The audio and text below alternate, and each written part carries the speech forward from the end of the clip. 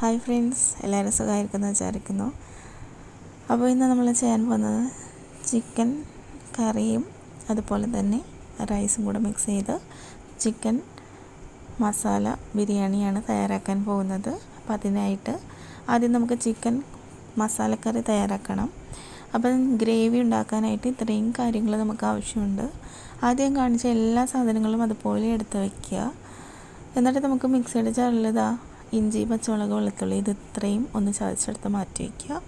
ഇനി നമുക്ക് ഒരു സവാള വേണം. ആ സവാള ഞാൻ ഒരു സവാള എടുക്കുന്നുള്ളൂ, അത് നീളത്തിലൊന്ന് കട്ട് ചെയ്ത് മാറ്റി വെച്ചിട്ടുണ്ട്.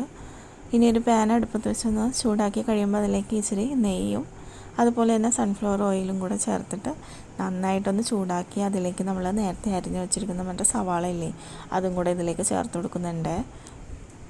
സവാള അവിടെ കിടന്ന് ഫ്രൈ ആവുന്ന സമയത്ത് നമ്മുടെ ചിക്കൻ എടുത്തിട്ട് അതിൽ മസാലപ്പൊടികളെല്ലാം ചേർത്ത് കൊടുക്കുക. അപ്പോൾ എന്തൊക്കെ ചേർക്കുന്നതെന്ന് ഇതിൽ കാണുന്നുണ്ട്, അതുപോലെ തന്നെ ഡിസ്ക്രിപ്ഷനിലും കൊടുത്തേക്കാം. ഇച്ചിരി മഞ്ഞൾപ്പൊടി, മുളക് പൊടി ഇതെല്ലാം ചേർത്ത് കൊടുത്ത് ഇച്ചിരി ഉപ്പും കൂടെ ചേർത്ത് പിന്നെ ഇതിൽ ഞാൻ ചിക്കൻ മസാലപ്പൊടിയും കൂടെ ചേർക്കുന്നുണ്ട്.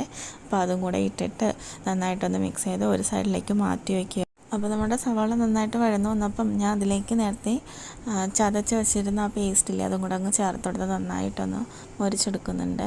അപ്പോൾ നമ്മൾ മാറ്റി വെച്ച് നമ്മുടെ ചിക്കൻ പീസസ് ഇല്ലേ അതിലേക്ക് നമ്മൾ ഒരു 5-10 മിനിറ്റ് കഴിയുമ്പോഴത്തേക്ക് അതിൽ കുറച്ച് നാരങ്ങ നീരും കൂടെ മിക്സ് ചെയ്ത് വീണ്ടും ഒന്ന് റെസ്റ്റ് ചെയ്യാൻ വയ്ക്കുക.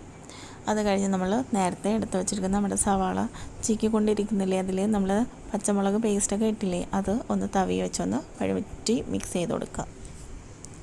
അത് നന്നായിട്ട് മുരിഞ്ഞ് ആ പച്ചമണമൊക്കെ മാറി വരുമ്പം അതിൽ നമുക്ക് തക്കാളി ചേർത്ത് കൊടുക്കാം. അപ്പോൾ 2 തക്കാളി, ചെറിയ തക്കാളി ആയതുകൊണ്ടാണ് 2 ചെറിയ മീഡിയം തക്കാളി എടുത്തിരിക്കുന്നത്. അത് നന്നായിട്ട് വഴറ്റി അടുപ്പ് വെച്ചൊന്ന് അടച്ച് വെച്ചൊന്ന് വേവിക്കുക. അപ്പം നമ്മുടെ സവാളയും തക്കാളിയും ഇഞ്ചി പച്ചമുളകും പേസ്റ്റെല്ലാം നമുക്ക് നന്നായിട്ട് വഴന്ന് കിട്ടി.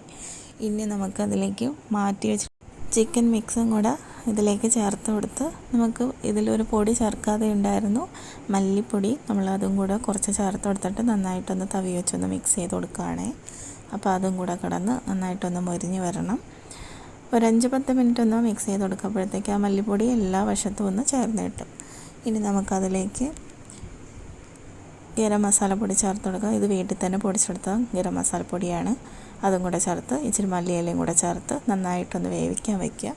വേവിക്കാൻ വയ്ക്കുന്ന സമയത്ത് വെള്ളം കുറവാണെങ്കിൽ ഇച്ചിരി ചൂടുവെള്ളം ചൂടാക്കി കൂടി ഇതിലേക്ക് ചേർത്തിട്ട് ചൂടുവെള്ളം തന്നെ ചേർക്കണം കേട്ടോ. പച്ചവെള്ളമായ അതിൻ്റെ രുചിക്ക് വ്യത്യാസം വരും, അതുകൊണ്ടാണ് ചൂടുവെള്ളം ചേർക്കാൻ പറയുന്നത്.